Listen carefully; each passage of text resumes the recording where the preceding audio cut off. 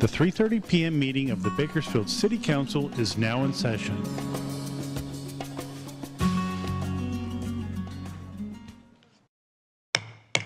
Good afternoon. It's my pleasure to call to order the 3:30 regular City Council meeting of November 5th, 2025.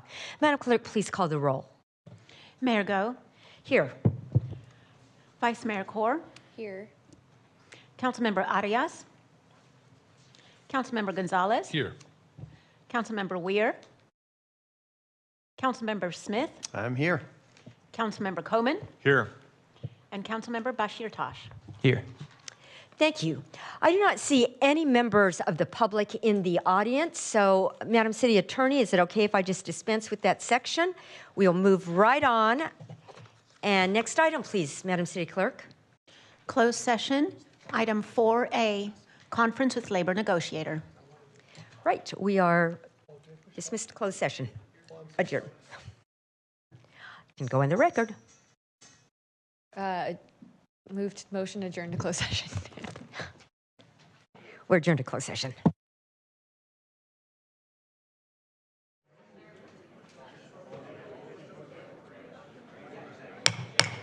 Reconvening the 3:30 City Council meeting. Madam City Attorney. Thank you, Mayor. Only one item on closed session tonight, and staff was given direction. Thank you. Thank you. And with that, we stand adjourned at 4:53. Thank you. We'll start the next meeting at 5:15. Welcome to the Bakersfield City Council meeting. This television broadcast is brought to you by the local cable companies, the County of Kern, and the City of Bakersfield. You can watch the rebroadcast of this meeting Saturday at 7 p.m., Sunday at 10 a.m., and the following Wednesday at 7 p.m. You can download the agenda for this meeting at www.bakersfieldcity.us. Presiding over this evening's meeting, the Honorable Mayor Karen K. Go. Good evening. It's my pleasure to call to order the regular City Council meeting of November 5th, 2025. Madam Clerk, please call the roll. Mayor Go. Here. Councilmember Kaur. Here. Councilmember Arias. Here. Councilmember Gonzalez. Here. Councilmember Weir.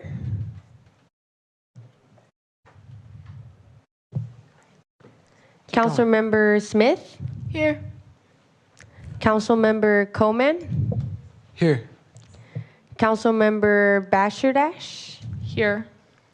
Thank you. Tonight we have the pleasure of hosting the 69th Annual Teen Government Day. 80 students from the Kern High School District, BCHS, and Garces met with departments throughout the city throughout the day. And joining us are some of the superstars, some of the very best who get to be us tonight. Thank you so much, students, for participating in the Day of Learning. And tonight I have the pleasure of having the ASB president from Centennial, a great Golden Hawk, Sawyer Sakowitz, and he's going to be the mayor tonight. And so we're going to have each student introduce themselves, and then they're going to say one thing very efficiently that you learned or that was a surprise. So Mr. Sawyer, Mr. Mayor, would you start, please? Of course. Good evening, everyone. My name is Sawyer Sakowitz. I'm ASB president of Centennial High School. I also participate in the mock trial program, Link Crew, We the People. I'm our student section leader, and I also play both varsity soccer and varsity baseball. And one thing that I learned today, and one thing that I enjoyed, was going into the traffic control room and just seeing all the science behind that. That was very interesting to me. Thank you so much, Sawyer. Ward 1, please. Hello, my name is Donovan Loudon. I am ASB president at Bakersfield High School. Go Drillers. I've been a 4-year member of both Student Council and the Project Lead Away engineering program at BHS. I've been playing water polo for 3 years. I have a 4.5 GPA. And one very interesting thing I found here today is how amazing people are here and how dedicated they are to their jobs. Thank you so much, Luke. Ward 2, please. Hello, my name is Kaylee Dickey. I'm a senior at Bakersfield Christian High School. I'm involved in ASB. I am currently the president of the Turning Point USA chapter at BCHS. Something I learned today was just how much effort and work goes into a city. It was a lot more than I thought it was, and being able to see the logistics of everything was really awesome. Thank you, Kaylee. Ward 3, please. Hello, everyone. My name is Irenia Cuevas. I'm representing Shafter High School.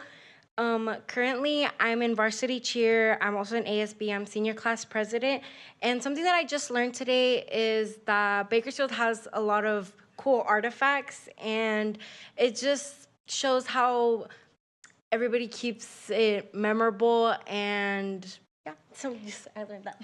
Thank you, Councilmember Arania. And Ward, Vice Mayor, please. My name is Edward Gomez, and I'm a senior at South High School. I'm part of the robotics team, and I'm also the secretary and treasurer for multiple clubs. And something I found interesting is the amount of work and dedication that goes just to keep this city running, and that really impresses me. Thank you, Vice Mayor Gomez. And Ward 5, please. 4, sorry, can't count. 4. Good evening, everyone.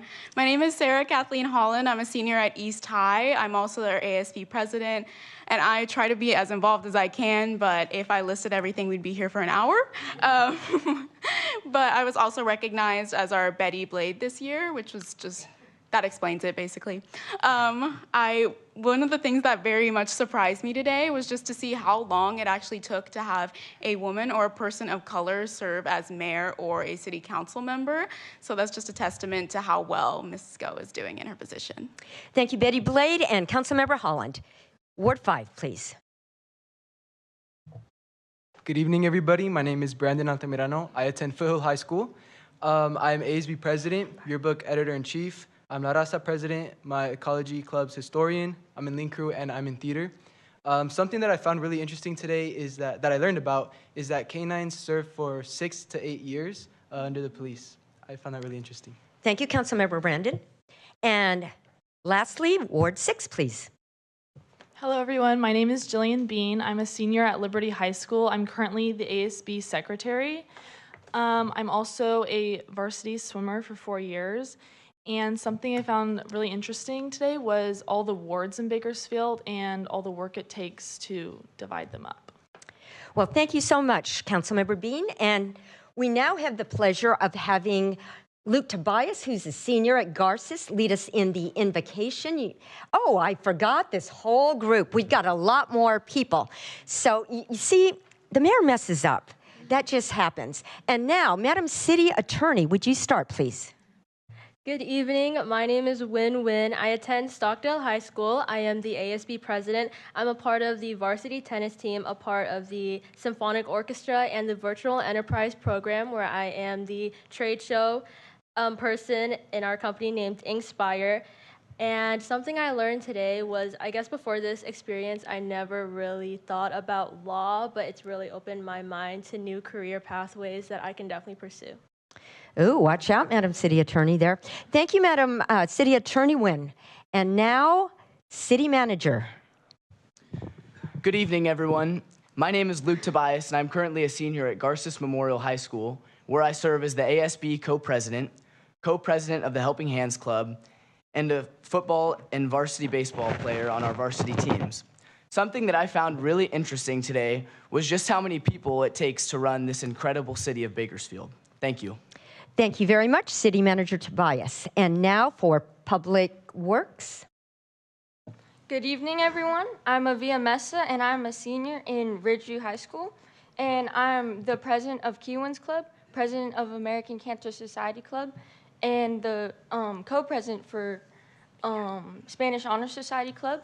And I have been in varsity track and field for 4 years, and varsity basketball also for 4 years. And something I found interesting today was how the ice center that the Bakersfield Condors play in, how they keep ice solid, even when it's in warm temperatures. Thank you so much, Madam Director. And now on to Madam City Clerk. Hi, my name is Maria Arana. I'm representing West High School. I'm a senior. I'm in CSF, National Honor Societies, and I'm a secretary of the Anatomy Club. I'm in Link Crew, and I'm president of the Interact Club, which is a community service club that I've been in since my sophomore year. Something that I found interesting today were the minute books, and I thought it was cool how they used to write in them and like the cursive, and it looked like with the feather and ink and all that. Thank you so much, City Clerk Arana. And don't you all feel like we haven't quite accomplished enough after hearing from them? Let's give them a hand. And now we have the pleasure of having Luke Tobias from Garces Memorial High to lead us in the invocation. Following that, our mayor, Sawyer, will be offering the Pledge of Allegiance. And so would you all please stand?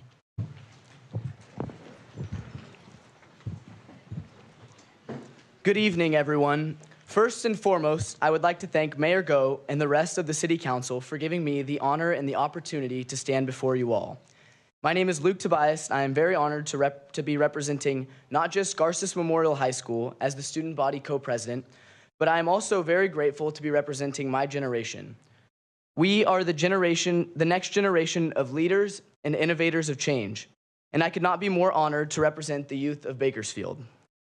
I would now like to invite all to pray for God's guidance over this meeting.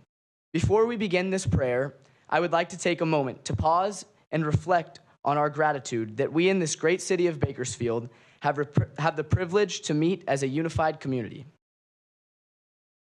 Heavenly Father, we thank you for allowing us to come together. Thank you for the hardworking leaders, city employees, and residents who all work together for the greater good and betterment of this city. We pray that you may guide all of us here tonight in this meeting, and that all decisions made will be reflections of your eternal goodness. We ask for your guidance over all of our community's elected officials, first responders, educators, and citizens. We pray that Bakersfield continues to be a city whose foundation is built upon the ideas of faith, family, and service to others. Lastly, we ask that you continue to inspire and guide our youth to lead and serve their community with kindness, courage, and integrity. We pray this prayer in your name. Amen. Amen. Thank you. Please stay standing for the Pledge of Allegiance. Salute. Pledge. I pledge allegiance to the flag of the United States of America and to the republic for which it stands, one nation, under God, indivisible, with liberty and justice for all. Thank you. You may be seated.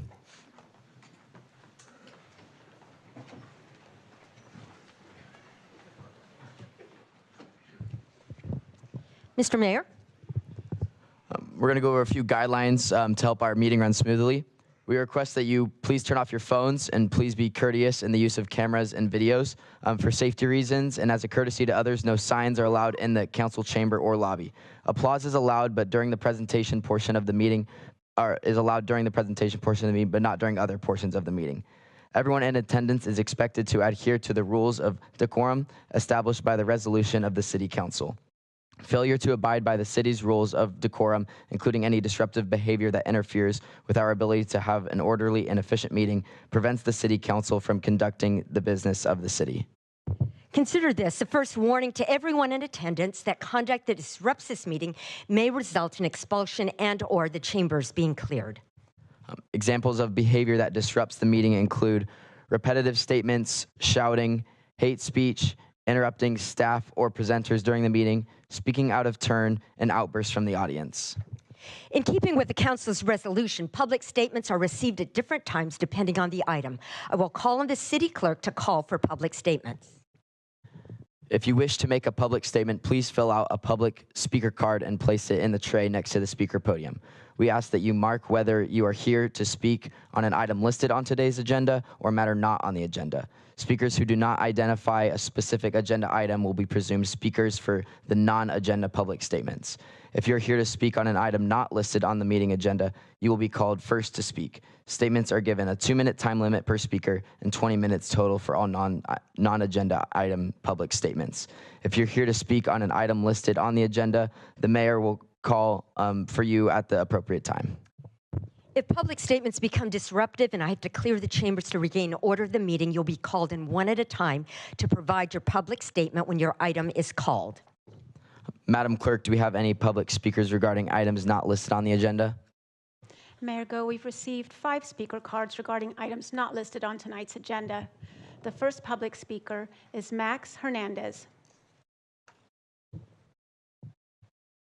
Just come to the mic, and we would ask that you adjust the mic to your level so that we can hear you. Please introduce yourself. Welcome. Good evening, Mayor, council members, members of the community. My name is Max Hernandez, and I'm the president of the Bakersfield Police Officers Association. We represent the men and women who protect the city every single day and do it with often great personal sacrifice. It's unbelievable to me and, frankly, unacceptable that this city will allow its contract with police officers to expire. Our officers continue to answer violent calls, respond faster than ever, and uphold safety to this community despite being out of contract. Let's be honest, the volume of 911 calls compared to the number of officers available is insane. Yet somehow, despite all that, response times are not just down, but at an all-time low. That's not magic, that's dedication. That is perseverance, and that's also a sacrifice. The officers who love this city and go to do the duty every day, even when the city doesn't give back. But in the coming months, each shift will stretch thinner and thinner as officers begin to leave for other departments. And that's not just to LA departments, that's not to Bay Area departments, that's right here in our backyard. The story that we are going to see is something that the county has already experienced. They didn't pay their deputies a fair compensation, and many of them left. It took them nearly a decade to get back into where they are in a better position than we are. Their deputies today are getting paid more than a Bakersfield City police officer. We warned the city repeatedly that officers are ready to leave for better pay and better working conditions. But we were told that officers are not going to pick up their families and leave. They are. Officers are now, the officers that have left and more in the middle of backgrounds are going to be prepared to leave with their families. Some of them are just going to change uniforms and go down the street. We keep hearing that the city needs revenue. We agree. But how do you attract businesses and new residents without paying for safety? Mr. Hernandez, your time is up. Would you like to add a couple more sentences and then bring your comments to a close, please? Yes, I'd like to finish. The men and women sitting behind me in blue shirts are police officers, not only police officers, but residents of this city. They love this city. Their families go to school here. Their spouses work here. And the one thing that they deserve is a better city, a safe city, as well as the rest of the residents in Bakersfield. Thank you. Thank you, Mr. Hernandez. Madam Clerk, next speaker, please. Robert Teo. Good evening, Mayor, council members. Welcome. Please introduce yourself. My name is Rob Tayo. I'm the Vice President of the Bakersfield Police Officers Association. I'm here today to urge you to prioritize a contract for your police department, which has been expired now for 127 days. Our officers have worked tirelessly for years to make our city safer. They've brought down response times and reduced crime rates through sheer dedication and hard work. We do live here after all. But despite these achievements, we're losing good officers and at an alarming rate. Talented officers are jumping ship to nearby agencies offering much higher pay and better benefits. We simply aren't competitive, and that gap is widening. We are no longer competing with large cities like Los Angeles and San Francisco. We're competing for talent in our own backyard, and we're losing. This isn't just about our police, it's about our community's future. Businesses won't come to a city where public safety is compromised. Without enough officers to retain and attract, response times will climb, crime could rebound, and companies will look elsewhere. We've seen it happen in other towns, and we can't let it happen here. So I implore you, put public safety first, set aside non-critical projects that can wait, and focus on funding a contract that values our officers. Behind me is a room full of dedicated individuals who sacrifice greatly to benefit their community. And behind me is a room full of heroes. Retain our heroes, secure our streets, and build a thriving, safe city for all. Thank you for your time and consideration. Thank you, Mr. Tayo. Madam Clerk, next speaker, please. Josh Dutinger.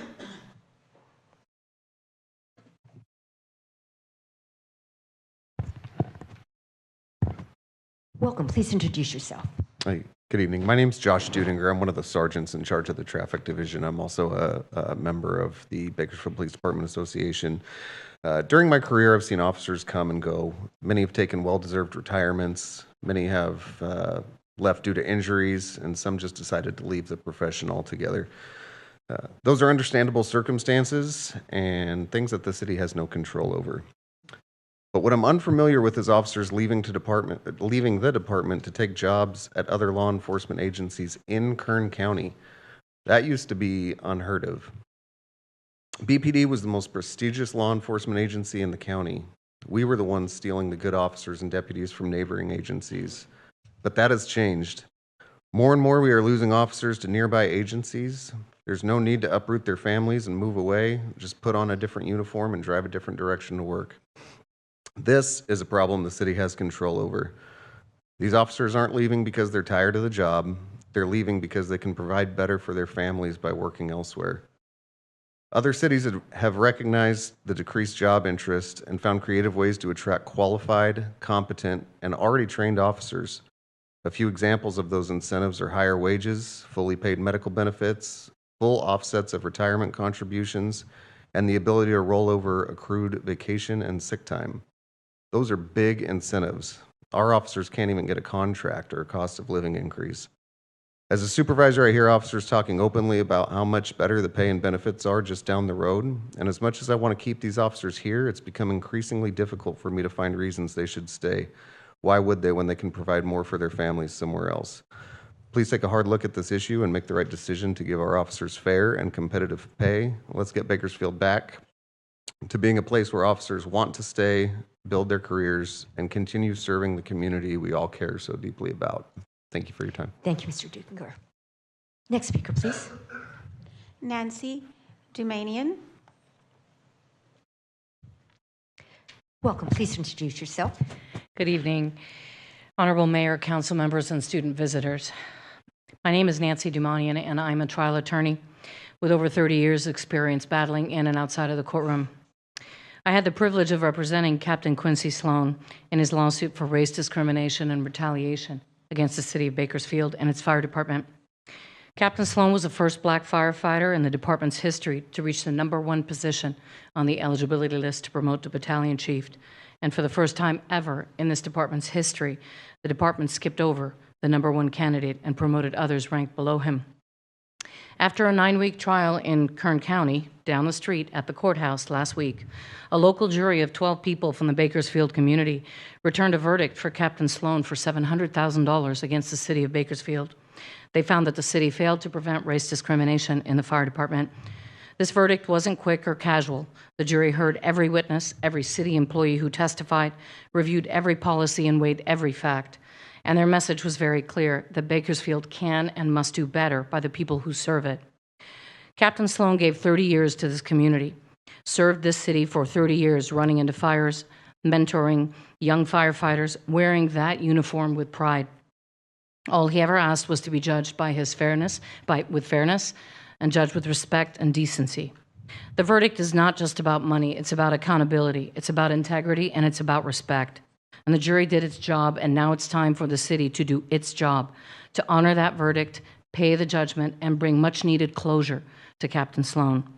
And instead of spending taxpayer dollars on an appeal that helps no one, money that can be better spent to support police and fire that are the true backbone of this community. Appealing only prolongs the harm and deepens the divide, and what will bring this city together is not another legal battle in the appellate courts. It's an act of leadership and decency that I'm calling upon you, imploring you to follow.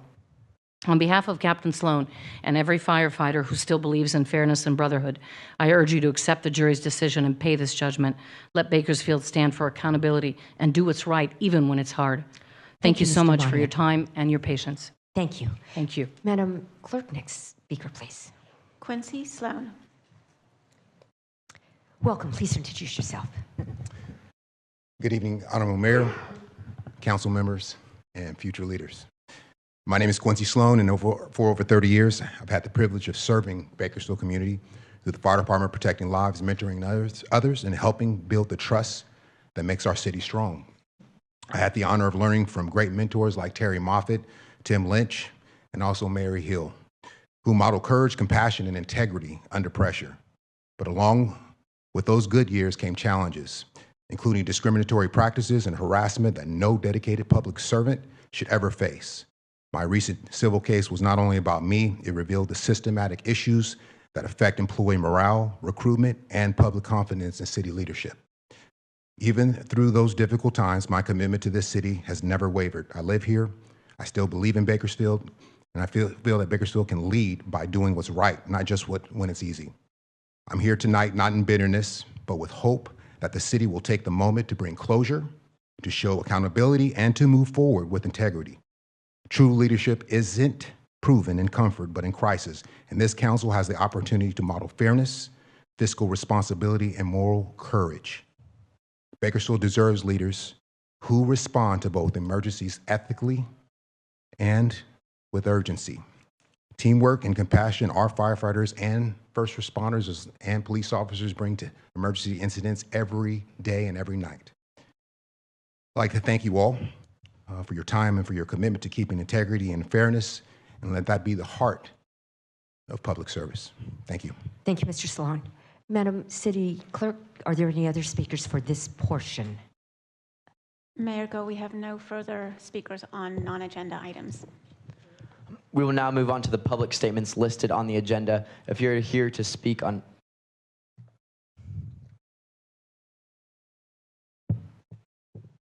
Mayor Go, we just received another speaker card from Joseph Davis. Welcome. Thank you, ma'am. Please My apologies introduce yourself. for being late. First and foremost, I want to thank the brave and courageous men and women for being here today. I'm also thankful for the opportunity to be up here speaking as well. For those of you that don't know me, my name is Joseph Davis. Some of you know me as Officer Davis, badge 1393. I've been serving this community for approximately 10 years. Of those 10 years, I've served my community as a law enforcement officer for 5.5 years. As a law enforcement officer, our agency responds to approximately 200,000 calls for service a year. And I'm pretty sure I'm being modest with that amount of calls because it doesn't include the follow-up that needs to be done. If you're not aware of the types of calls that a lot of us have to go to, our typical day looks like burglaries, vandalisms, auto thefts, suicide, baby not breathing calls, domestic violence, and unfortunately, it does happen, officer-involved shootings or officer deaths. It is our job, our calling, our duty to respond and provide the best possible service and be as safe as possible. Furthermore, those that aren't on the streets or have never done the job, I'll bring you back to when we had the riots. We had bottles of urine thrown at us. We had some officers blown up with pyrotechnics. There was a multitude of hate speech that was brought towards us, and it was very unfortunate. We've been stuck with needles. We've been spit at. We've been punched. And the officers have... There's been some officers that have paid the ultimate sacrifice and laid their lives down for this city, for this community. And rest in peace, David Nelson and Django. Yet we still come to work because we love what we do and we love protecting our community. If you'd oblige me, I'd like to direct your attention to February 14th, 2022. A call for service was placed and a subject advised they would stab the first person that they saw. I was one of those responding officers. On that day, our officers and supervisor did everything they could to obtain the necessary help for this individual. However, it was met with negative results. Subsequently, this armed subject charged at myself and several officers. Ultimately, I was forced to discharge my duty weapon. I bring this up because our lives were put on the line that day. The community's lives were put online as well. My daughter almost didn't have a father that day. My mother almost didn't have a son. Some may say that we chose this job, but we know not everybody can do what we do day in and day out. I believe we are called upon to do this job. As I stand here speaking, I can tell you right now, every single person in this room and that's outside right now was called upon to selflessly serve this community and this city. And unfortunately, at this point, the city is failing us. In closing, I leave you with this. You all probably sleep fairly peacefully at night knowing violators are receiving the appropriate judgment or punishment or being taken to jail. You have these men and women in here and outside and this agency to thank for that. So ask yourselves, what are our lives actually worth? Because we put ourselves out there every single day. Thank you for your time. Thank you, Mr. Davis. And officers, thank you for your service. We will now move on to the public statements listed on the agenda. If you're here to speak on items listed under consent calendar item 7, your time to speak is now. Again, each speaker is given a 2-minute time limit, and each agenda item is limited to 20 minutes total. The consent calendar as a whole constitutes one agenda item. If you're here to speak on consent calendar hearing items 8AB, report items 10A, or new business items 12A, now is not the time to speak. You will be given an opportunity to speak when this item is called later in the meeting. Thank you. We'll just take a minute and let everybody clear the chambers. Officers, thank you for being here, and thank you for your service. And staff, I think we have some other staff in the audience also.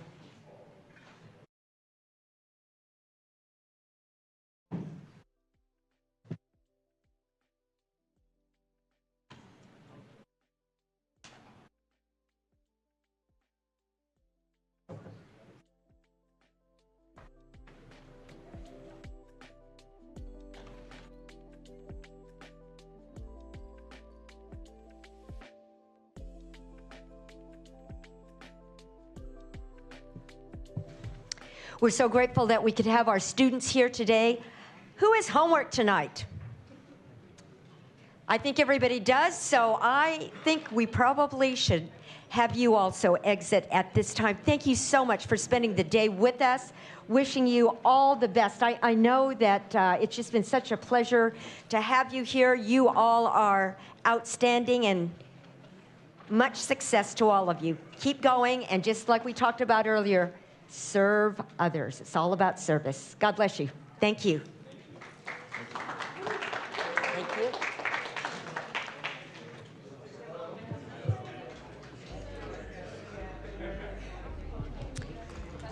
We're actually taking a very quick recess, but don't leave, please.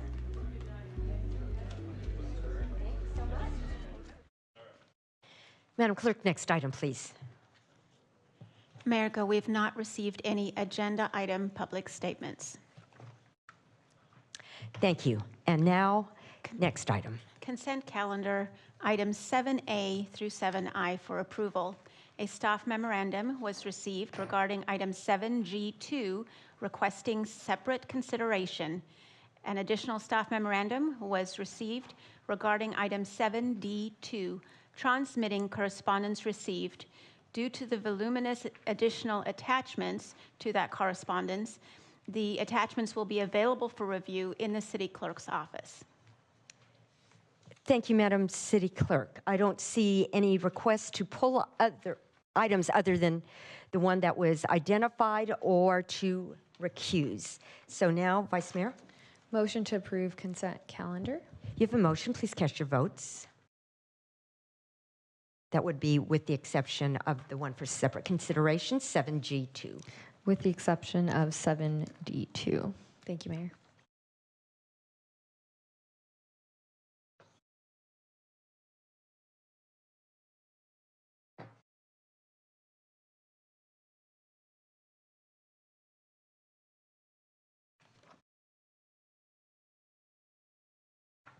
Motion is approved with Councilmember Weir absent. Thank you. And now 7G2, Mr. Clegg. Mayor and Council, this item was placed on the agenda at the request of council members for consideration. I can just speak to a couple of the factual pieces that the request was to consider spending council contingency funds in support of the food bank for the Community Action Partnership of Kern. Thank you. And Councilmember Coleman, were you trying to sign in? No. Any request to speak? Councilmember Arias. Thank you, Mayor. I think this is a really important conversation and grateful that it's on the agenda. I just wanted to share that CAPK's representatives were planning to be here tonight, but they ran into some issues over at their food distribution, but they are on their way. Is there a way for us to postpone this conversation to later? Yes, we can do that. Yes, so we will just hold this item and we'll bring it back later. So now, Madam Clerk, next item, please.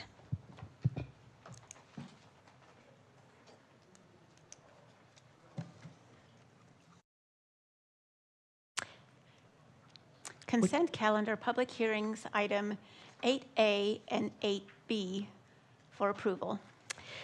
Consent calendar hearings, the purpose of this section is to vote on all of the items listed without consent calendar hearing in one, listed under the consent calendar hearing in one motion without further comment. If anyone would like to speak on any of the hearing items listed, the item must be removed from this portion of the agenda. If an item is removed, it will be placed at the end of the regular public hearings portion of this meeting. Madam Clerk, would you like to read those items in detail, please?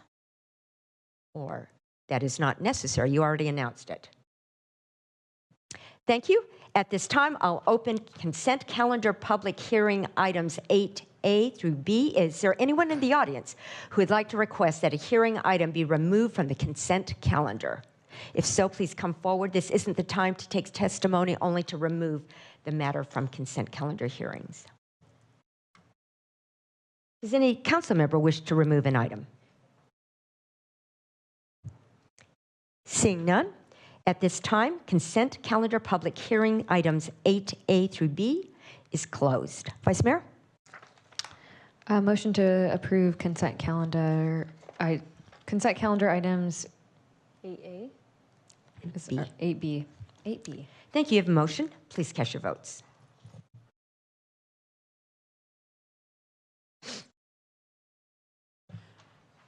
Motion is approved with Councilmember Weir absent. Thank you. Madam Clerk, next item, please.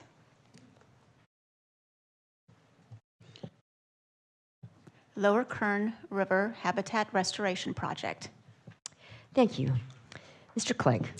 Thank you, Mayor and Council. We have a update report item for you tonight, and so I'll call on our Water Director, Chris Budak, and those are in support with her to present that item to Council.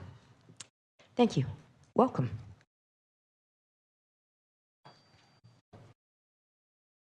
Good evening, Mayor, Go, and Council. Tonight, I would like to provide information about planning efforts that are currently underway for various Kern River projects.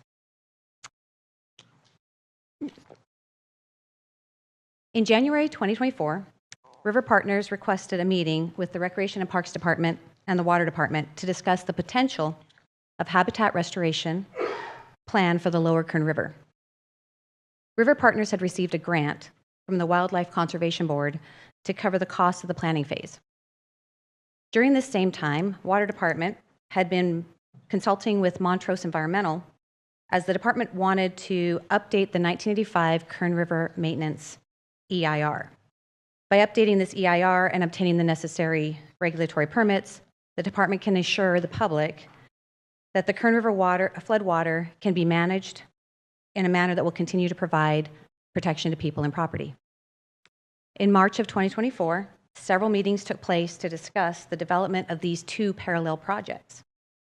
During the coordination meetings,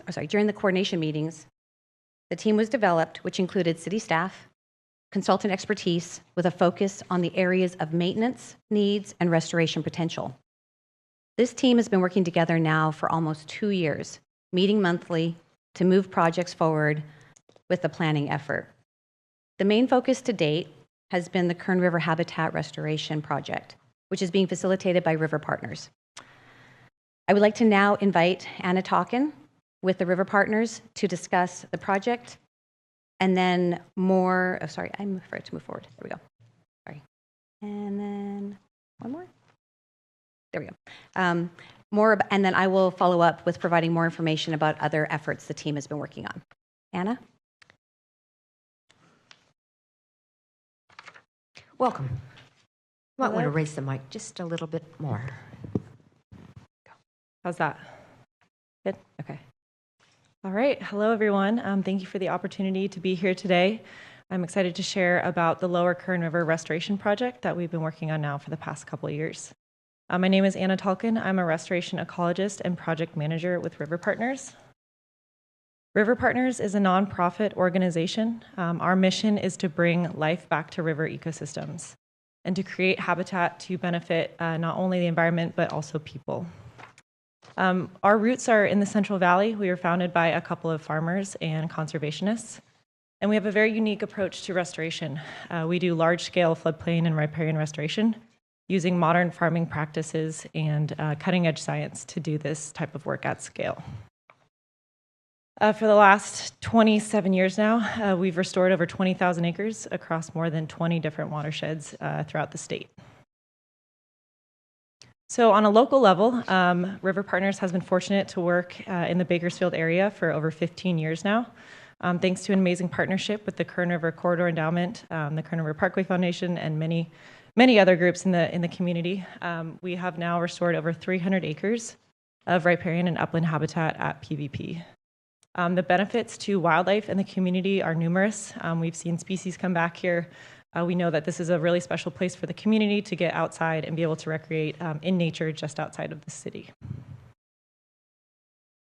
So in 2023, as Chris mentioned, River Partners was awarded funding from the Wildlife Conservation Board to do a series of restoration planning projects in the San Joaquin Valley. And after talking with some of our partners here and with the city of Bakersfield, we realized that there is a great opportunity to expand upon the restoration work that we've done at PVP and do this type of work along the parkway. And so as Chris mentioned, for the last 2 years now, we've been working closely with the city, with local organizations and universities, community groups to develop a restoration plan for restoring over 600 acres along the Kern River Parkway. This is the project area. So if you see on the map, it starts at around Manor Street upstream, all the way down to the Stockdale Highway near Parker River Walk. And this encompasses about an 8-mile reach of the river. So in order to understand the reason for why restoration is important, it's helpful to think about the site history. This is a series of images stitched together from 1937. And you can see that this area was once surrounded by an extensive riparian forest. It was a really dynamic floodplain habitat that provided a lot of habitat for wildlife. But in the last 100 years, California has gone through a lot of changes. Across the state, we have grown significantly, both in our population and our economy. Our industries have grown as well. And with that has come a lot of benefits, but also, there has been cost to the natural environment. And so when we think about restoration in this area, the goal is not to restore to historical conditions, which wouldn't be possible today, but to figure out what the opportunity is for restoring and reviving this healthy river ecosystem within the heart of Bakersfield. And so there are 5 main goals for the project. The first one is to establish self-sustaining riparian habitat over 600 acres of riparian lands along the Kern River. And what I mean by self-sustaining is that after an establishment period of irrigating the plants, about 3 to 5 years, we can turn off the irrigation and we no longer need to do any sort of maintenance and kind of let Mother Nature take over from there. The second goal is to enhance wildlife use of the riparian corridor. So from birds to bats to mammals to lizards, creating habitat and riparian forest really benefits so many different species of wildlife that are native to this area. We also want to expand and create more pollinator habitat. We know pollinators are essential for our food production, for crops, but they're also really important indicators of ecosystem health. We want to increase climate resiliency and create shaded refugia. I don't need to tell anyone here how hot it gets in Bakersfield, and we know that it's only going to get hotter, so being able to provide more forested canopy, more areas for the community to recreate outside when these temperatures get well into the triple digits is a really important part of this project. And then finally, provide stewardship and recreational opportunities for the community, from tree planting and volunteers helping out with the restoration, to providing a space for researchers and schools to come and have field trips is a really important part of this project as well. So I wanted to share a little bit about what the restoration process looks like, because as I mentioned, River Partners has a unique way of doing this on really large scales, so on hundreds of acres at a time. And the first step is site preparation. So that involves removing non-native vegetation and weeds, getting the area ready for planting. We install irrigation, which in this case would be a drip system. We label every plant, where every plant will go with the specific species name. And then we have planting crews that come out and are able to plant thousands of trees in a single week. And after the plants are planted and seeding's done, we enter what I mentioned is the establishment phase. So this 3 to 5 year period where we irrigate the plants, We do weed control to make sure they aren't getting outcompeted. And then after that, the ecosystem is essentially self-sustaining and we're able to walk away. So here's just a couple of images showing, the before and after at one phase of restoration at PVP. The top image is, representative of the site preparation phase, and then the bottom image is only 1 year after planting. So this was taken in 2020. The site looks a lot different now. The trees are actually quite large, but you can see here, how quickly this vegetation grows. And so finally, I just want to touch on some of the project outcomes for this.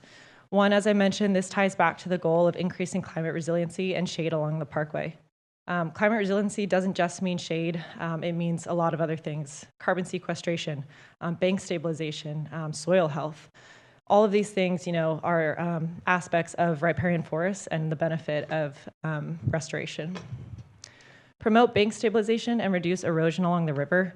This has been a conversation with the city because we know that there are certain areas along the Kern River that are prone to erosion, and areas that are close to utilities or infrastructure that can be threatened if the river continues to erode. So by planting species like willows and other riparian vegetation, it's able to actually stabilize the bank and really hold that soil in place to reduce erosion.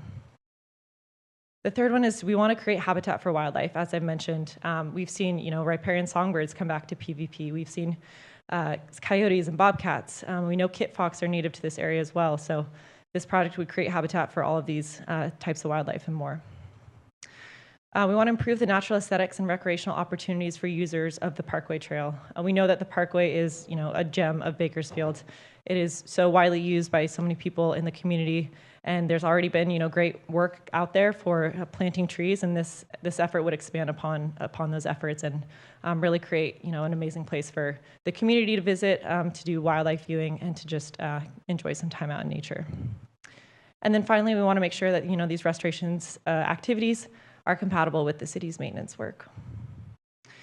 So as we, get towards the end of this planning phase and get towards, submitting a final restoration plan, we are looking towards implementation, and we'll be working with the city. Our team is well equipped to submit, proposals for funding for implementation.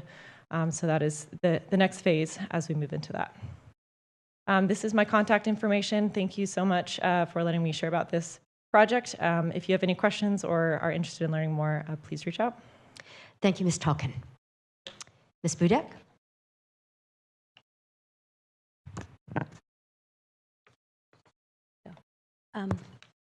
Currently, there is an application for statutory exemption for restoration projects, also known as SERP, for this habitat restoration project, and it's being prepared and will be submitted to the California Department of Fish and Wildlife for approval.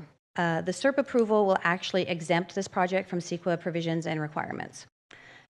Since the city owns the property, it will be the lead for the project. As part of those requirements, the council will need to take an action to adopt that the project fits into the SERP guidelines. We are not doing that this evening, but we are going to come back in early 2026 and do and request that the council approve this action through a resolution.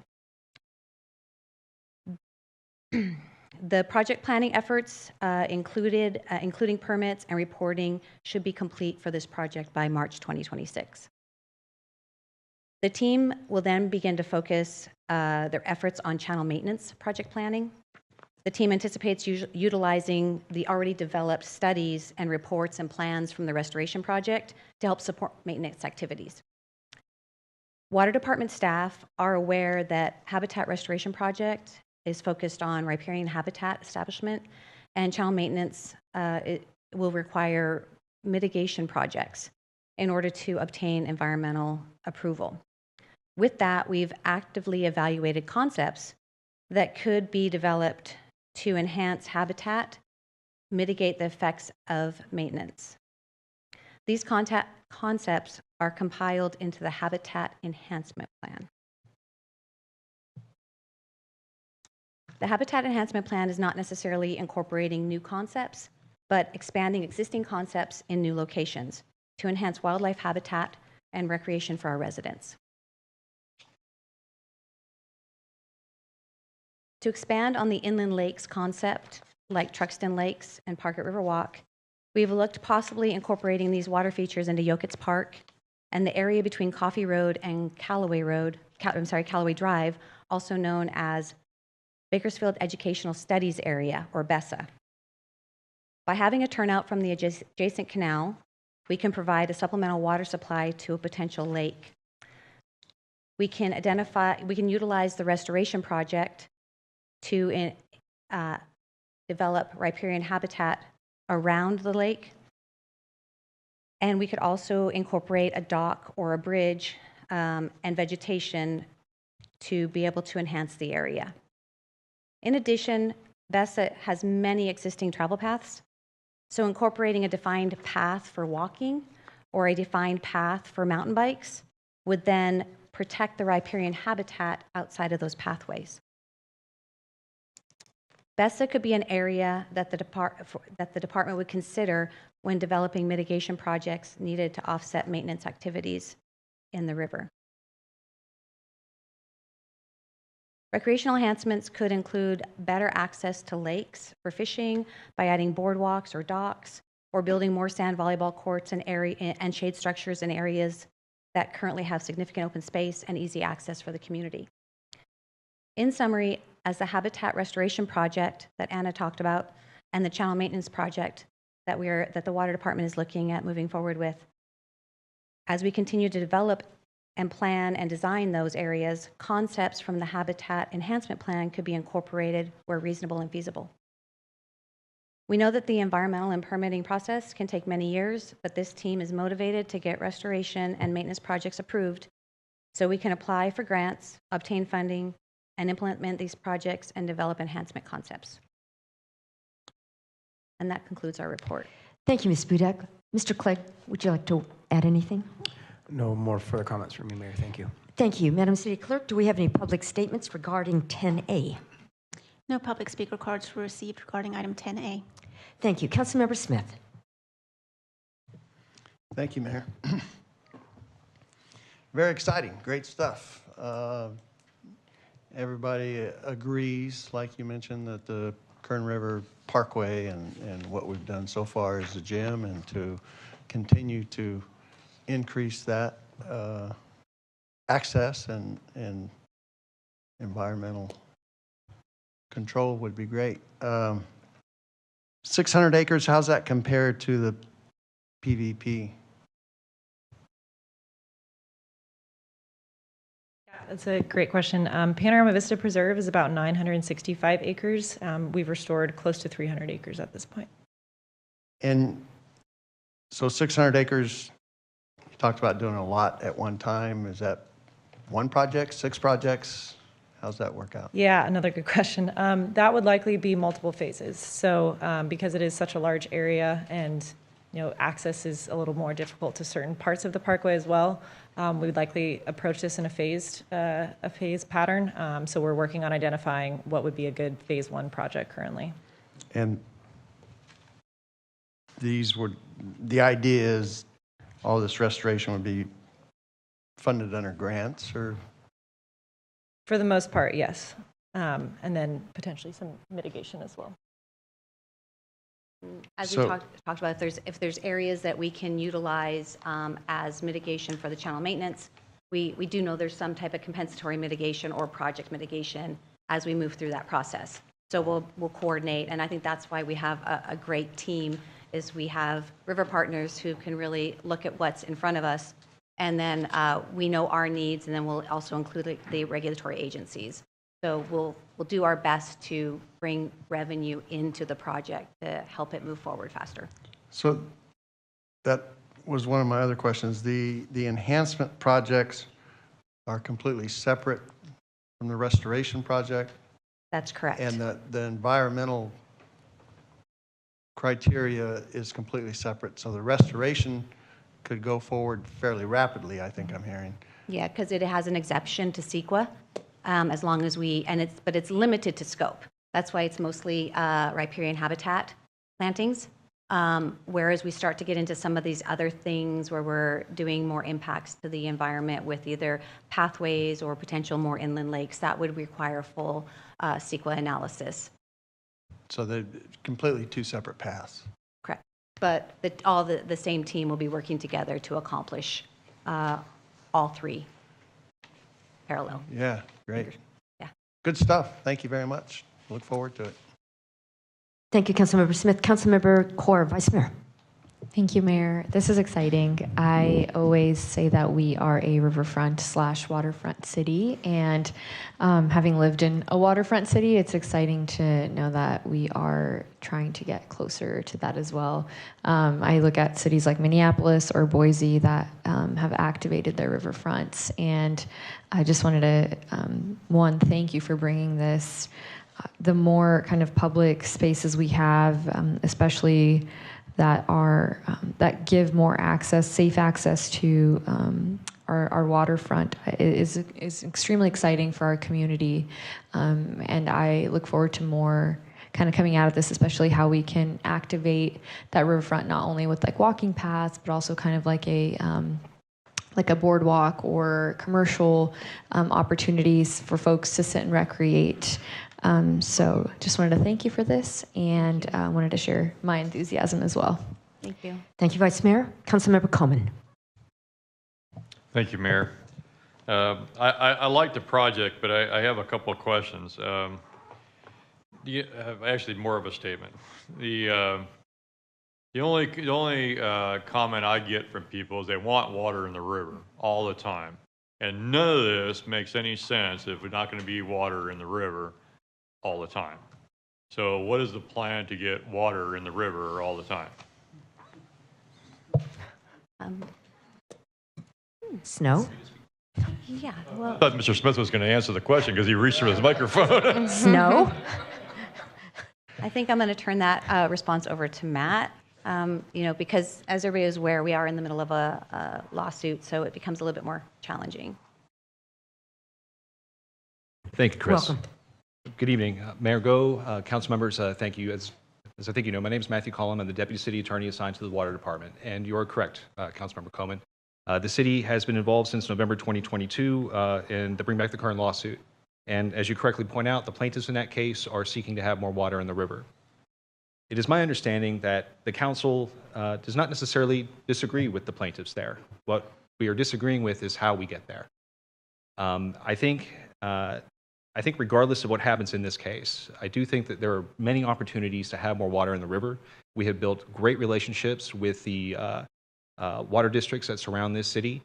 I think the days of things being perpetually contentious and always at each other's throats, I may be too optimistic to say that it's always going to be behind us, right? When a drought comes, people will fight over water. But what I do want to tell you tonight is that I do think that there are going to be more opportunities to have more water in the river. We recently entered into a project with Rosedale Rio Bravo Water Storage District with their Onyx Ranch water. It's bringing in upwards of 14,000 acre-feet of water a year. That's in a good water year, okay? So in water years that are perhaps 70%, which are more average for this part of the state, you're looking at maybe another 7,000 acre-feet of water that we could bring into the river. These are estimates, but there are ways to bring in more water. It is also my understanding, however, that the restoration project that is being proposed here, that once once that riparian forest has been established, once, as Anna mentioned, the 3 to 5 year establishment period, that those ecosystems will be somewhat self-sustaining. Again, that is going to be subject to the verities of nature and climate and whatnot. But I do not think it is quite accurate to say that to restore these lands will require water in the river at all times and at maximum levels. And that's really about as much as I can say right now at the moment. Well, you bring up a point that Anna mentioned, that there's an irrigation issue. They're going to irrigate these plantings. Where's that water going to come from? Sure. Thank you, Mr. Collin.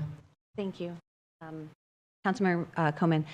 So the plan is that as part of the implementation of the plantings, the project will also include the installation of the irrigation and also cover the cost for the water. So we'll be there. Currently, River Partners is actively working with Recreation and Parks to find locations that we can connect to a water supply so that we can ensure that we have that supply is available for the 3 to 5 year establishment. And what's the plan for flood years? You know, in 2022, I believe, you know, that water rose so high that it took away some people's property along the river. And, or people, well, maybe it wasn't their property, they were using it. It's probably river bottom they were using, but point is that it took over a lot of people's properties along the river there. What's the plan for your stuff when in a high water year? So the areas that we're considering are actually would be outside the ordinary high water mark. There are areas like when we have high water years, we'll get water that comes into Yokitz Park in an area that's typically dry. We'll get some water. Also, there's some inland streams and oxbows that happen as we get high water years. But as far as flooding property, the plants that actually will be, some plants will be planted within the primary, but it's usually willows, which can handle the flood waters, and then on the higher levels, it would be the native of trees and plants. So with the evaluation that River Partners is doing, they'll place the plants in the right spot so that they can uphold or handle water if they are on the embankments or within the floodplain. I don't want you to think I don't appreciate the work that you're doing on this. It's a lot of work, and I do appreciate it. I'm a little concerned about what the cost of it is and what the city's share of that cost is going to be. Do you have any idea what that is? Well, currently the cost to the city so far has just been staff time, and I think our staff time has definitely been well worth the effort. Moving forward, our goal will be to obtain grants. The great thing about working with River Partners is they have the experience to help us get many grants. And that would be the approach that we would take. That's why we're phasing it. We get a grant, we look at how much funding we can have, then we build a project that's within that grant amount. When it gets to the channel maintenance and the mitigation for the channel maintenance, that will have to come from the water department. It will be a requirement through the process of being allowed to do maintenance within the river to have offset mitigation. But again, working with River Partners, they have developed a sediment study, which we really talked about where do we want the sediment to be so we can remove it? Where is it easier for us to remove it? So instead of doing it the ways we've always done it, why don't we develop new ways and say, we're gonna encourage sediment to drop here because we can access easier, shorter hauls, whatever that might be. So I think that we're also looking at new and innovative ways to actually address the sediment that we have to deal with in the river, where we may be able to do it at a more reasonable cost than we have in the past. Okay, and my last question has to do with the river at Coffee Road. I think in other places it's not as visible, that it's unattractive, that whole crossing there. Is there any plan to improve all that? Is that included in here, or? The area, yes, actually the area on the north side of the river is an area that they are very interested in doing some additional habitat riparian restoration in. It's a little bit more difficult to get there, but as part of the Kern River Canal Backup Weir project, we actually installed a conduit for a future irrigation line so we can take water from the south to the north, which we couldn't do before. So not only does that new weir provide us the opportunity for a bike path and a multi-use path, it also gives us the ability to actually get water to the north side of the river for plantings and irrigation. All right, just thank you for your hard work on this. I look forward to seeing what you can. Matt, go get us some water for the river. Thank you, Councilmember Coleman. And thank you, Ms. Budak. Is there anything further? If not, Vice Mayor, receive and file. Oh, I'm sorry, Councilmember Smith. Thank you. I have to take exception to the statement that none of this makes any sense without water in the river all the time, which I think was responded to. But the Kern River Parkway as is a great amenity for the city of Bakersfield. When there's no water in the river, I'm down it every day.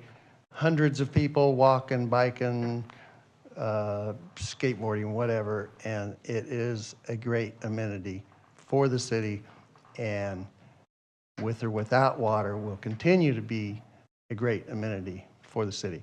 With more trees, it will be a lot better. With more water and water all the time, it will be perfect. But I don't want to say that it's not great just because it's not perfect. Thank you. Thank you. Councilmember Coleman. No, my comments were going to be antagonistic, so I'll withdraw my. That's always a good idea. No, yes, we'll all work together. Vice Mayor, receive and file. Motion to receive and file. You have a motion, please cast your votes.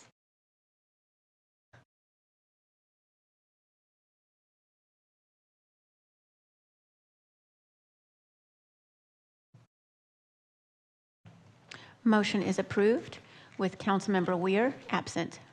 Thank you. And now, Madam Clerk, next item, please. On 10B.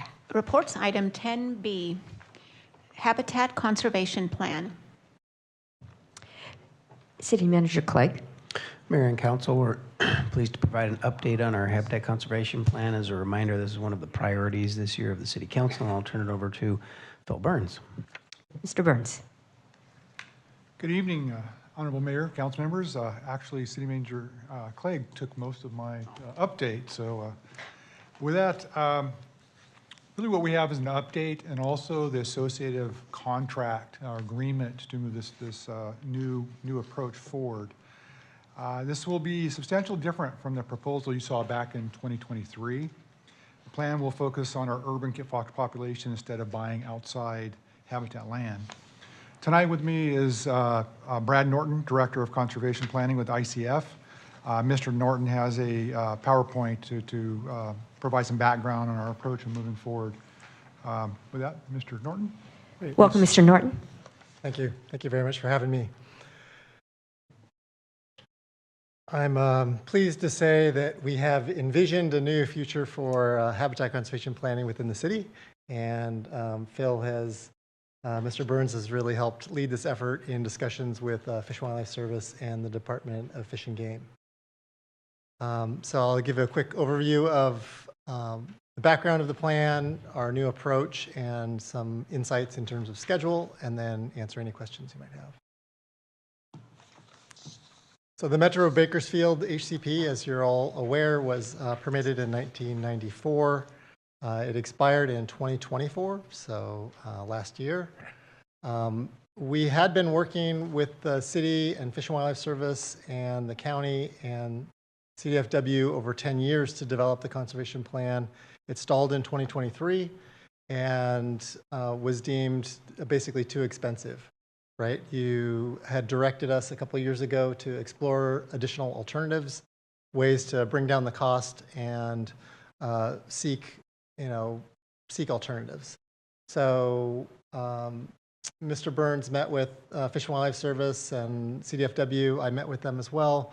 We talked through alternatives. And one of the key things that came forward in this process was their concern about the local urban kit fox population and knowing that the population was robust, but they really viewed it as a local population in and of itself. And so they suggested this idea of an urban conservation plan, focusing on ways to protect and enhance the existing population that's here. So I worked with Mr. Burns to rescope our effort and determine what would be needed to update the plan, given this urban nature of this plan, and also to revise the key elements of the plan. So there's a picture of us doing a site visit, looking at a local sump with Craig Bailey as well from CDFW. So the new approach is this urban conservation strategy focused on the preservation of kit fox and the kit fox population here within the city.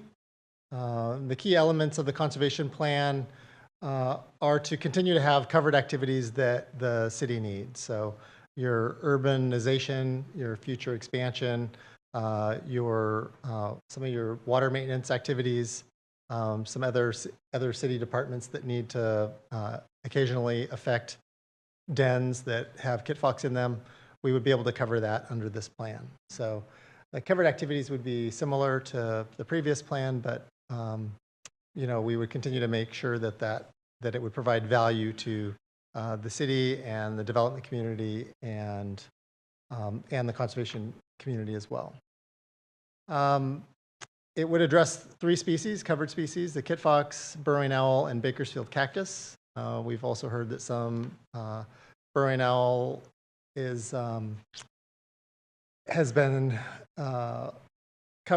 required a permit through this State Department of Fish and Wildlife as well, and so any development projects that could affect burrowing owl need to make sure that that species is covered.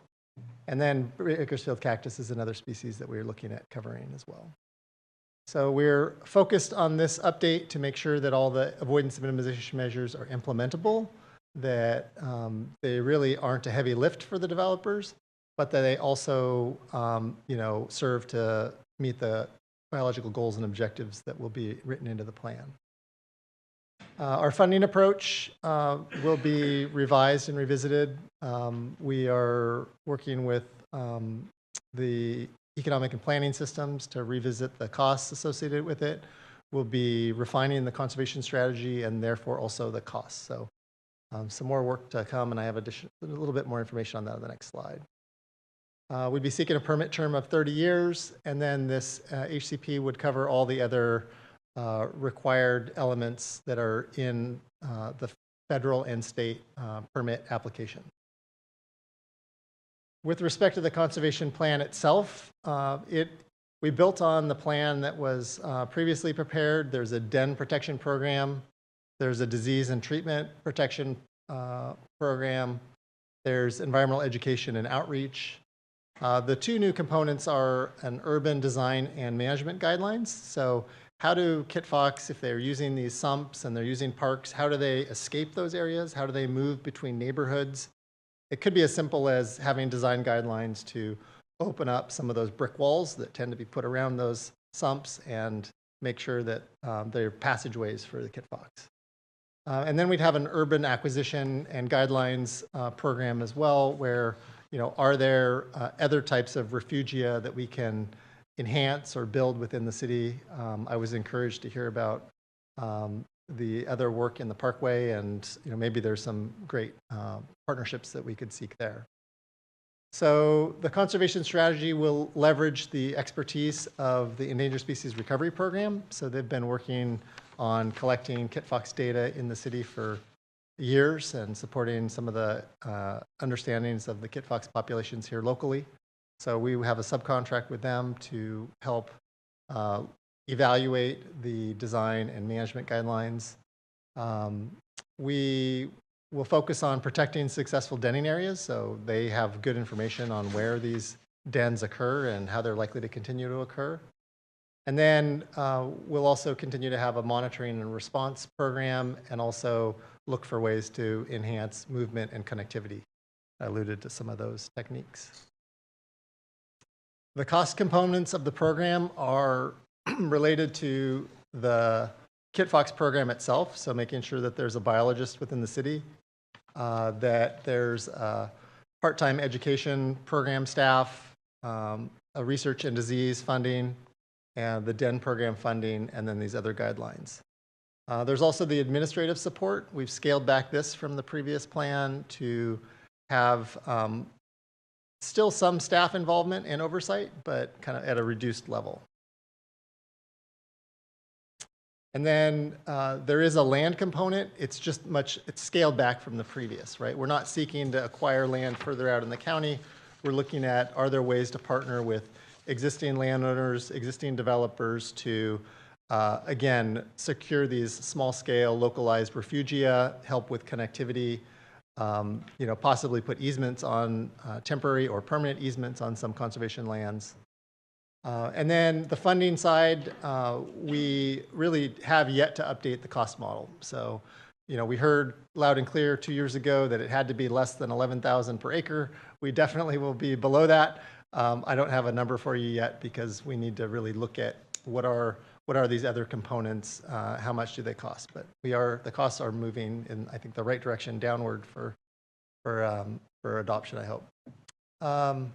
We are looking at phased payments, like we heard also from discussions with some of you that, having to pay the KitFox fee, right at development approval or grading approvals is a little bit too early. And so is there a way to split that up and have, a portion at grading and a portion at sale? So we're looking at splitting some of those costs and how those costs will be paid for as well. And then there will be, as is required, the long-term funding assurances. So there is some endowment funding that will be covered as part of this fee as well.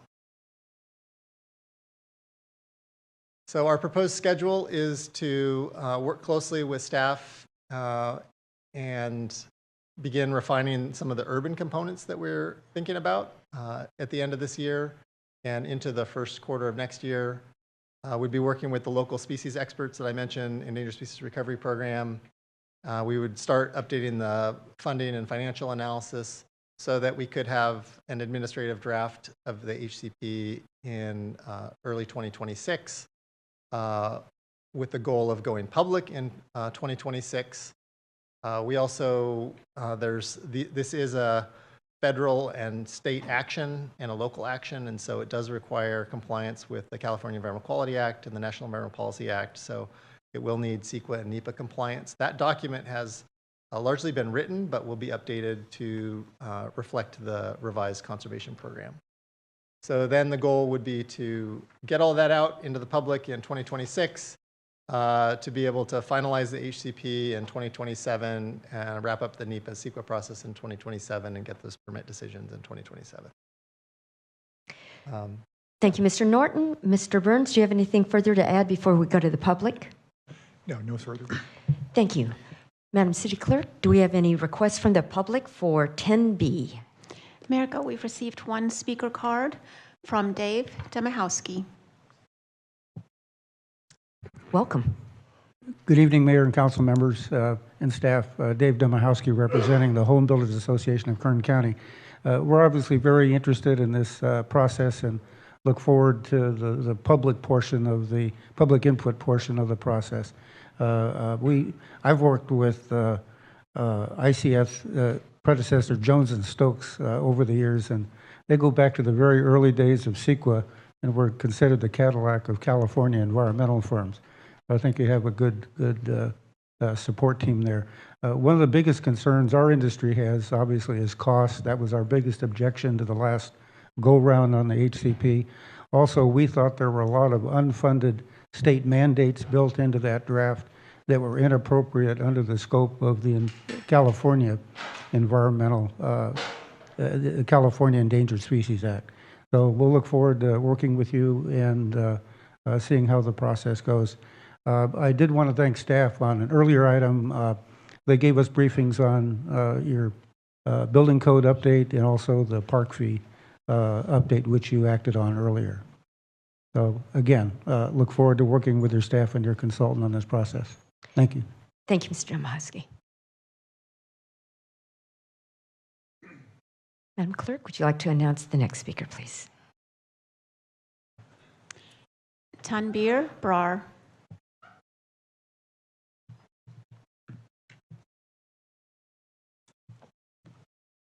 Good evening, respected councils, Board of City. My name is Tanbir Singh Brar. And first of all, I would like to say that my concern, which is maybe about the court and maybe about law enforcement, and I know you do not oversee to them. And that's why in the very beginning, I would like to make you sure about that. My concern is about their services, which provided by city. Mr. Brar, we are having comments right now on this item, which is 10B. Are your comments about this conservation plan? No, but the service... Then your time to speak is not now, so I'm going to ask you to sit down. There's another time, which was earlier in the meeting, for public comments. We're focused right now on item 10B related to the Habitat Conservation Plan. Would you please sit down? Okay. Thank you. You may come back at another time to offer your comments, but this is focused on a very specific topic. Thank you, sir. Madam Clerk, are there any other speakers related to 10B? Mayor Go, that was the only speaker card. Thank you. And now, Council, do we have any comments about this section, 10B? Councilmember Arias. Thank you, Mayor. One, just thank you to staff. It sounds like we've got the right folks now working on this plan. This is now, I think depends on how you cut it, but it's been multiple iterations of this very fight. And I think I need not share how important it is that we get this document passed. Some way, shape, or form. There are projects in Ward 1 that are waiting to be built as soon as we get this plan passed. And so I think I just want to utilize my time to underscore the urgency. I'll admit there's some level of frustration that it's going to take us potentially another 1.5 to 2 years to get this thing done.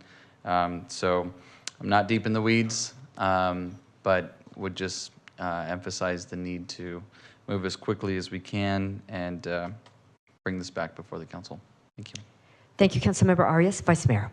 Thank you, Mayor. Echoing Councilmember Arias's points as well, and just having had a better understanding of how helpful and efficient an HCP makes development within the city of Bakersfield, within the county, but particularly within southeast Bakersfield, and knowing that we've potentially lost projects without having an HCP.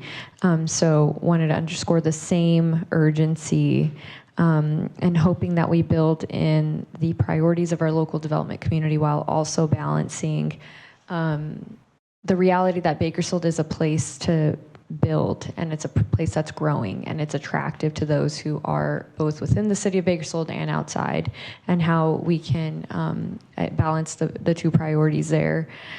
So yeah, definitely wanted to underscore the same and really get an understanding of, I know the last time that we've had conversations about the HCP, there was feedback provided to us that there be more opportunities for community meetings, input from local developers, as well as those who may be seeking to build in the city of Bakersfield. So I just wanted to add that and emphasize kind of bringing community voices into the design process. Thank you. There are no other requests to speak. Vice Mayor, receive and file, please. Did you want to speak? Yeah, sorry. Just a clarification that there is an action item included in this item as well. Oh, there is. It says receive and file. Receive and file, report and approval of the agreement. Thank you. A motion to receive and file report and approval of the agreement. You have a motion. Please cast your votes.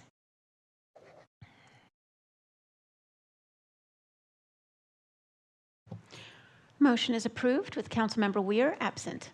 Thank you. And I see that Mr. Lowry has arrived after a hard day of work. I can tell you've been outside. So we'll go back now to item 7G2. And Madam Clerk, would you please read that item? Appropriation and transfer $25,000 from council contingency funds to Cap K Food Bank to help meet the funding gap needed for the Community Action Partnership of Kern's Cap K Food Bank. Thank you. Councilmember Arias. Thank you, Mayor. And I appreciate staff bringing this and putting this on tonight's agenda. I think it is timely given the fact that SNAP benefits are no longer being processed and put onto EBT cards as of November 1st, which was last Saturday. And we are now into day 5. And my understanding is that as of Monday, Mr. Lowry and the team at CAPK, alongside many volunteers, have come together to put together a game plan of large-scale food distributions, both in Bakersfield and throughout the entire county of Kern, specifically to address the need of those individuals who traditionally would utilize that EBT card at a grocery store to purchase groceries for themselves and for their families. And so given the nature of the challenges regarding the government shutdown, and from my perspective, the lack of hope that there will be some sort of conclusion in Washington, D.C. in the near future, I thought it was timely for us to invite Mr. Lowry, who leads the food bank, to come and provide a brief overview of the challenges that we're facing as a community, and speak to the need as well as CAPK's collective response. So I would love to invite Mr. Lowry to give us that overview. Mr. Lowry. Good evening, council members, Mayor Go, Vice Mayor Carr. I apologize for being dirty. You've been working. Yeah, anyway. So just over a couple of weeks ago, when the prospect of the government shutdown having a very acute on chronic impact on our most vulnerable neighbors, I sought to create a task force of public and private individuals and stakeholders to come alongside the work that we do at the food bank on a regular basis to see about ways that we can surge additional resources in support of our food insecure neighbors here in Bakersfield and around the county. So to that end, we convened our first task force meeting, of which I'm proud to say that several of the council are a part of. And we started to strategize on how to most effectively target food resources to individuals that were specifically going to be impacted by the government shutdown. So there's really two dimensions to that. The first one is federal workers. So federal workers who have now been working, mandatory working or on furlough for well over a month now without a paycheck, we have created a choice pantry shopping opportunity for them at the food bank to be able to pick up groceries for them and their family. We've had dozens and dozens of federal workers already take advantage of that already. We've expanded hours at the food bank to include weekend times to be able to make it more effective, because obviously those are working people who need opportunity to have access at different times. And so that's one of the things that we've done, and it's worked really well, and we've gotten a good response from the federal workers for that. Secondly, the government shutdown obviously has a direct impact on folks who receive the CalFresh benefit. Here in Kern, we know that there's over 110,000 families that rely on CalFresh benefits. Now, to put that in perspective, if the average family size in Kern County is 3.15, that means that with simple math, we know that over 330,000 of our Kern County neighbors rely on this benefit, almost 1 in 3 of our neighbors. That's a staggering number, and to know that is for people that do this work in food insecurity, SNAP and CalFresh is the most effective way to fight hunger. Because for every one meal that we provide at the food bank, SNAP and CalFresh provides nine meals for every one that we provide at the food bank. The food bank is often referred to as the safety net, meaning that there's some folks who are on CalFresh who have a struggle to make ends meet even with that benefit. And so we on a monthly basis, month over month, support 50,000 Kern County families on a monthly basis at the food bank. But 110,000 are on CalFresh or EBT. What that means is that CalFresh helps families who are struggling with food insecurity. It helps them with making those ends meet without needing the safety net of the food bank. And now that benefit has lapsed. And so to that end, we've surged resources that we have at the food bank to create special targeted distributions for people that are on that have that benefit. So we have at the fairgrounds on Monday, we started that and have served almost 2,500 families on each day since then. So Monday, Tuesday, and then today on Wednesday, I just came from there. So, and then on Tuesday, we were in Ridgecrest. Today, we were in Delano. And tomorrow, of course, we'll be in Bakersfield again, and then in Taft tomorrow. So, and Mojave on Friday. So we're looking to make it's a bold move. When we learned that the governor had deployed the National Guard and the Cal Volunteers, we said that we would love to have them in our community, and they've been a tremendous asset in our community to help us do this work. We couldn't do this work without them. It is a big work. There's a lot of things happening and a lot of families that are being supported by this work. And I'm happy to take any questions. Fantastic. Thank you, Mr. Lowry, for your leadership, and thank you for convening that task force. And thank you to several of my colleagues, including Councilmember Gonzalez, the mayor, and Vice Mayor Core for being on those calls to help out as well. You gave us the 110,000 number that would be impacted for the county. Do you have the number of those who would be impacted specifically for the city of Bakersfield? Yeah, so we received direct data from DHS here from the county that tells us that here in Metro Bakersfield that there are between 68 and 70,000 cases just in Metro Bakersfield. And of those 68 to 70,000 cases, over 20,000 of them are simply in the 93307 area code. Great. Thank you for sharing that. Clearly, this is something that's very important for the entire city, but specifically for residents in the 93307, of which I represent the majority. Can you tell me about how CAPK is surging their available commodities at the food bank to meet the need in today's moment? And what does that do for the long-term availability of food at the food bank? Yeah.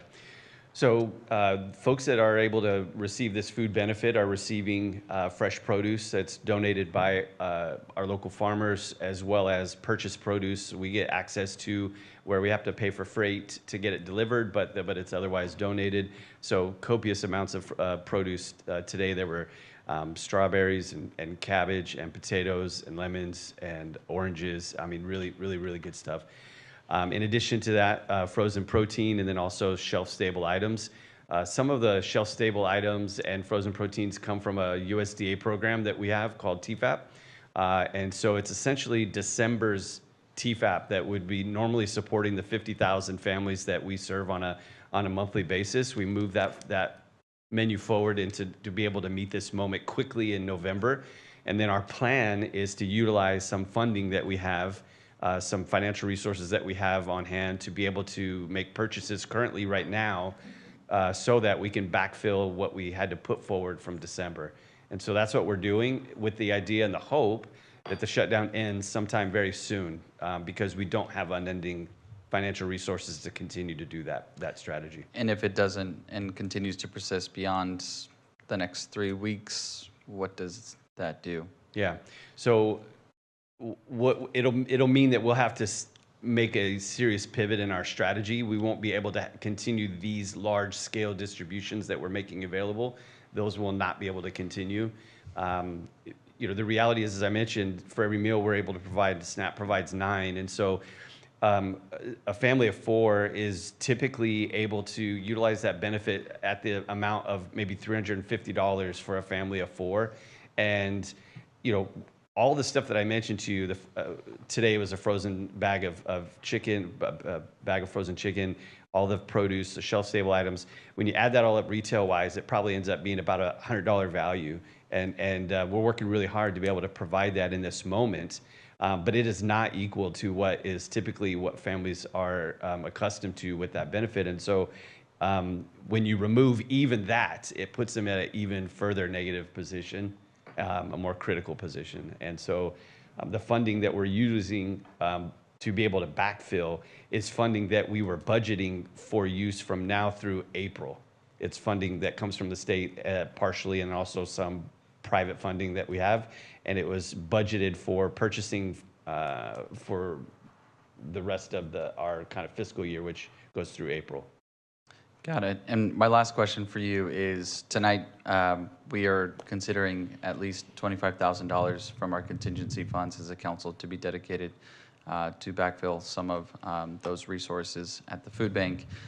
Can you give us a glimpse into what that would cover and how much, just generally speaking, it costs to purchase some of these food commodities? Yeah. Well, let me just kind of address that pretty directly and specifically. Any donation that comes or any allocation that comes from this would be used 100% for food cost. We would simply be passing it through to purchase food. That's our most urgent need right now. Not $1 of it would be taken for any kind of administrative cost.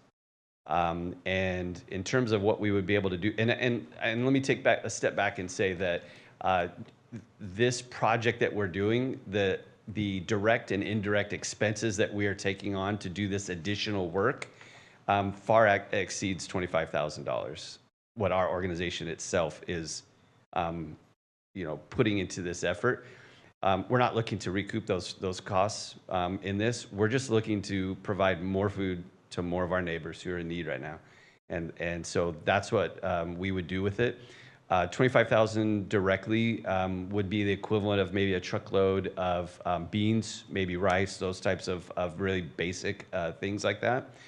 It would not provide enough for other staple items like I mentioned the frozen chicken or I often use peanut butter as an example. A truckload of peanut butter costs right now about $90,000 for a truckload of peanut butter. So just to kind of give you relative terms.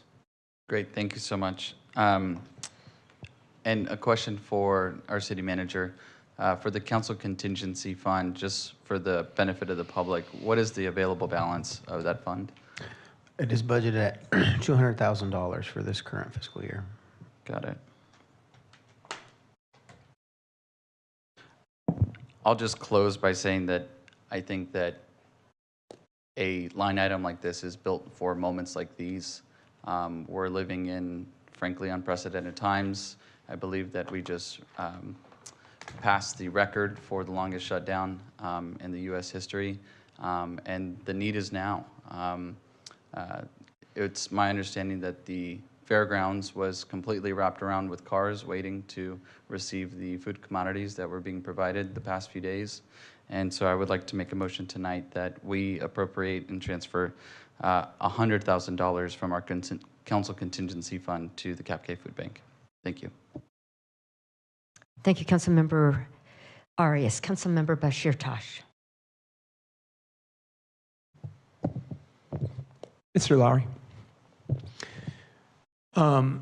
See, this is a need right now. You guys need this in order to continue to function the way that you guys are rocking and rolling right now.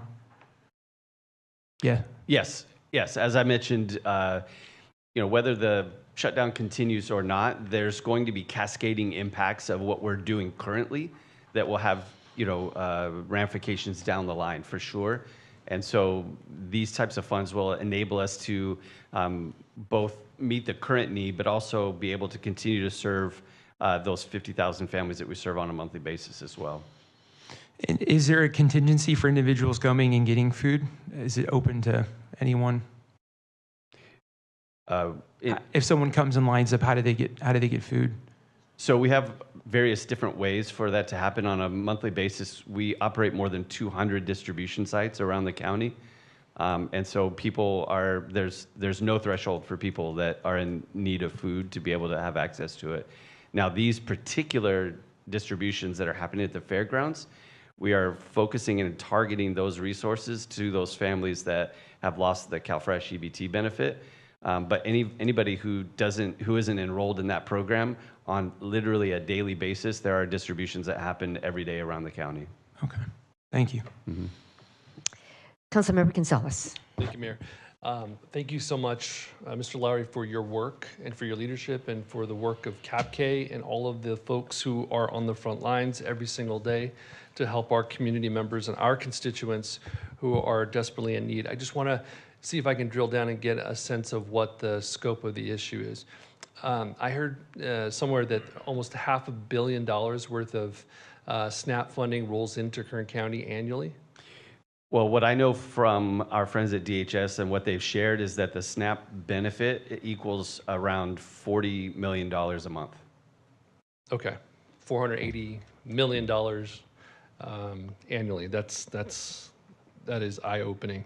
And so you, on a regular basis, serve 50,000 families a month. Now you're seeing an increased load as a result of the shutdown, and you are using an allocation of funding or resources for December, pushing that forward to November, the TFAP fund, that's the Emergency Food Assistance Program funding, in order to meet the demand today. Is that right? Yeah, so the TFAP are actually, it's not a fund, it's direct resources. So Okay.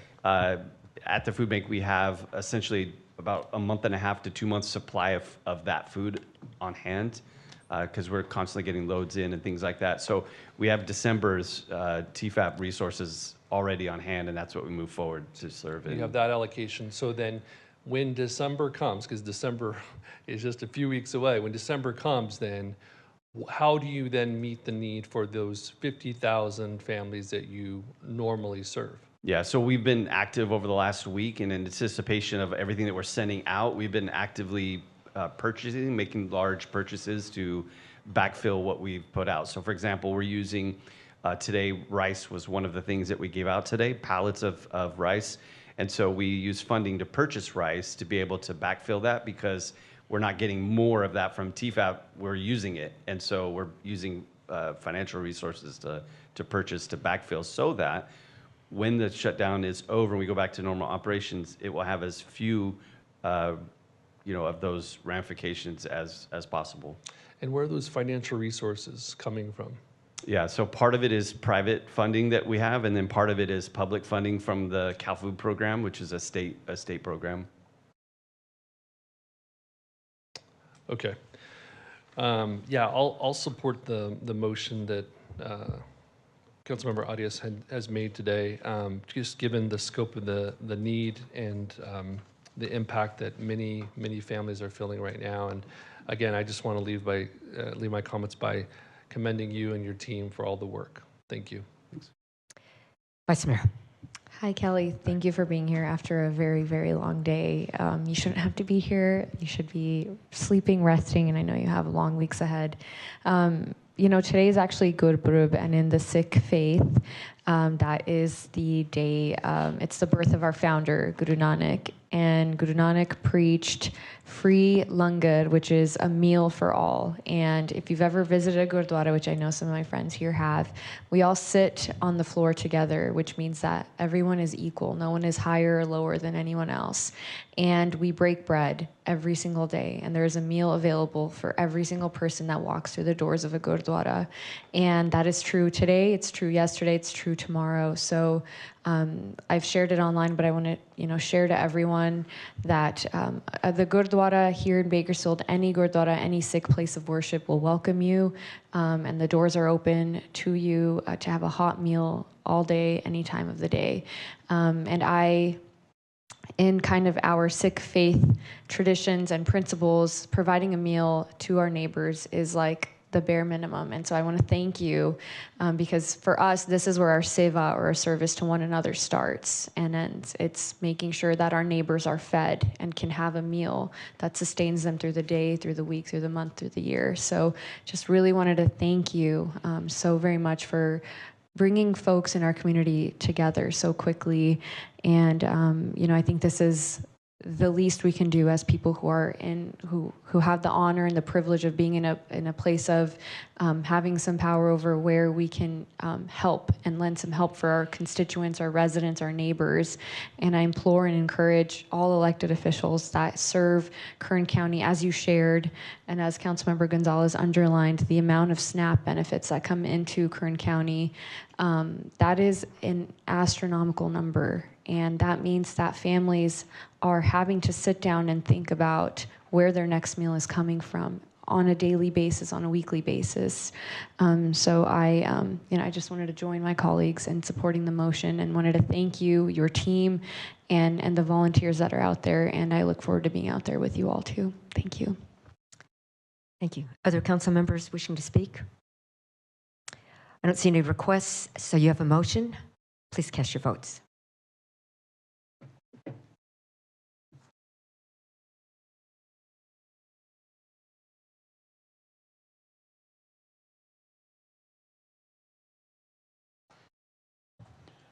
Motion is approved. Thank you, With Mr. Councilmember Weir absent and Councilmember Coman voting no. Thank you. Mr. Lowry, thank you so much. I've watched you strategically navigate this very challenging time, and your leadership really has been incredible.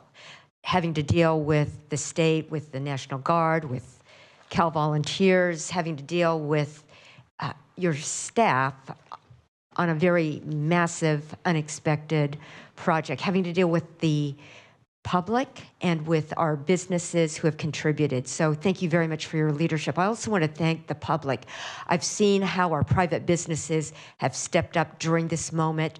Many different agencies coming together, working together. I've seen our elected officials from the state in a bipartisan effort work together to this end. So to all of you, volunteers also for distribution are still needed. Is that correct, Mr. Lowry? Yes, absolutely. And so our website, capk.org/shutdown, is the easiest way for folks to get involved and help out, whether it's through food donation, other donation, or volunteering.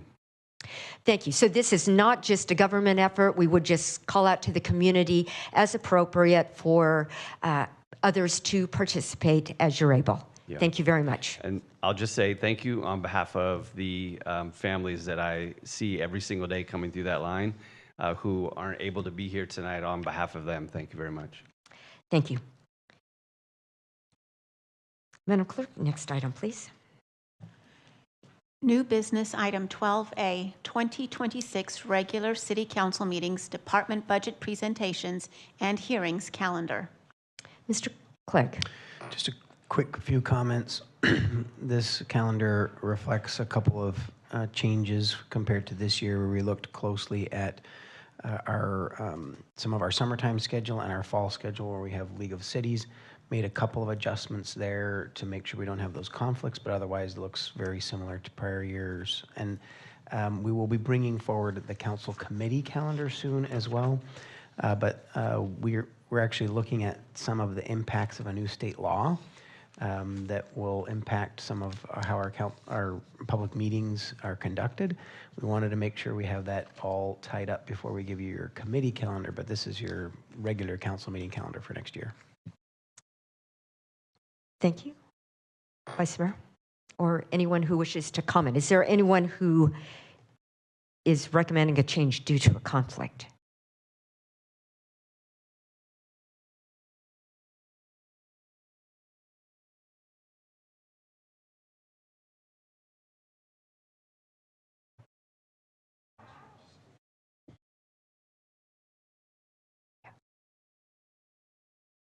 Councilmember Bashir Tosh? No. People are just touching their screens. So I see no request to speak. Vice Mayor, I'm assuming that the schedule works for everyone. Vice Mayor? Yeah, motion to adopt the resolution. You have motion. Please cast your votes.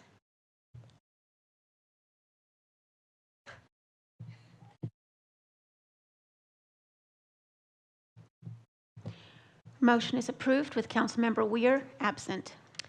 Thank you. And now next item, please. Council and mayor statements. Councilmember Smith. Thank you, Mayor. I just have a referral for a traffic safety resolution that I would propose come to council as we continue to have high fatality rates in the city of Bakersfield.